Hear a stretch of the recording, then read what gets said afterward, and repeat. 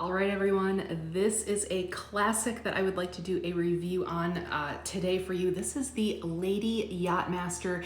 This is the circa 1999 model. This is the model 16923. And what I wanted to talk about today, since this really needs no introduction, this is a classic.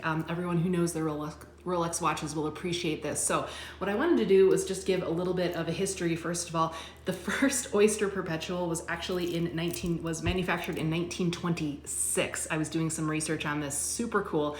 And the thing that I found, and the reason why this is one of my favorite watches, is that the first woman to swim the English Channel back in 1927, this was Mercedes Gleitz, wore an oyster, and it was the world's first introduction to an actual waterproof watch. She swam the English Channel. She had that movement submerged in the water for over 10 hours in the frigid water. When she got out of that run or that race, the watch was functioning just as normal, and it was really the first introduction of a waterproof watch by Rolex. So cool thing about this watch is that this particular model was the only model that Rolex made as a sport watch in that sports collection in a true ladies size. So this is actually the 29 millimeter. And again, on my smaller wrist, I have a 6.5 inch wrist. That's what it looks like. It's very classic. It's very elegant. It is just a beautiful watch to have. So what I'm gonna do is flip the camera around here and give you a little bit of a close up and go over some specs. I think you'll really appreciate just another review on these things. You don't see many of them around anymore since this was circa 1999. It's definitely a collector's piece, and I have enjoyed it for almost a year now.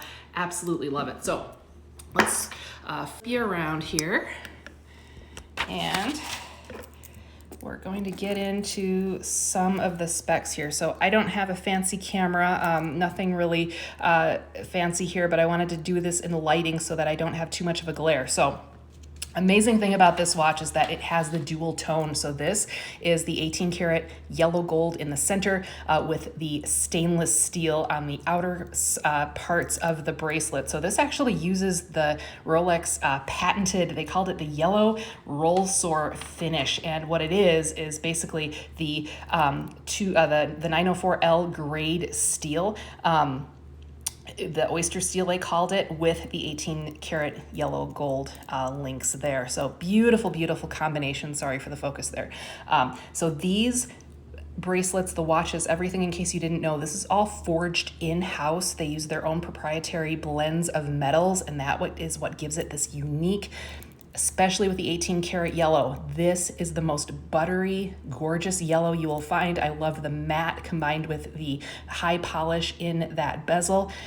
It's different than any other jewelry I own, and I own a lot of 18 karat yellow gold. This color of the bezel on the case and the bracelet is just unmatched in beauty. So this is the 2235 movement. You've got your classic sweep second hand that Rolex is known for. Obviously the Cyclops window there for the date, and the luminous hands, hour and minute marks. Sorry, just our hour marks on that. This is obviously the sapphire crystal, scratch resistant. One thing about this piece, I weighed this. This is over 73 grams. It's actually 73 3/4 grams. And I don't have all the links in this. So this is for again, a 6.5 inch wrist. So it's a little bit smaller. There you go. And you can just see that again on the wrist. And then of course you've got your Oysterlock safety clasp here,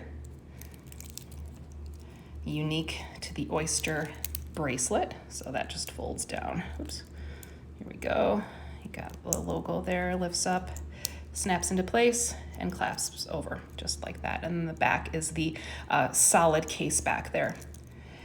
Absolutely beautiful watch. This one, honestly, it is considered a dress watch, but it is in the sport collection. I wear this daily. One thing I wanted to let you know, if you do wear it daily, 18 karat yellow gold, despite being a wonderful metal, is fairly prone to scratching.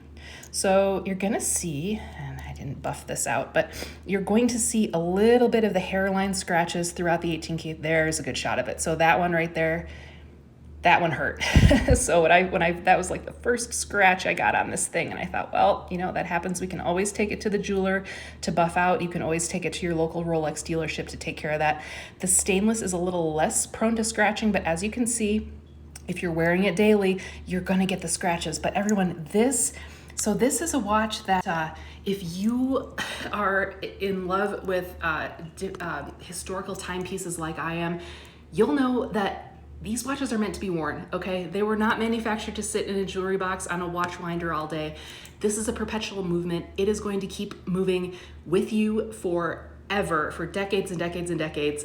So I like wearing this as a reminder for myself to keep moving whenever I feel stuck, whether it's at work or anything like that, mentally. The watch is gonna keep moving. I can look down at this on my wrist and just have it as a reminder throughout the day of the perpetual movement has been moving since 1926. It doesn't stop, so I shouldn't either. And anyway, I hope you enjoyed this little bit more of an in-depth look of a classic, and enjoy your watches. And if you have any questions, definitely make a comment below. Subscribe to my channel for other reviews of random things. And yeah, hope you enjoyed. Thank you.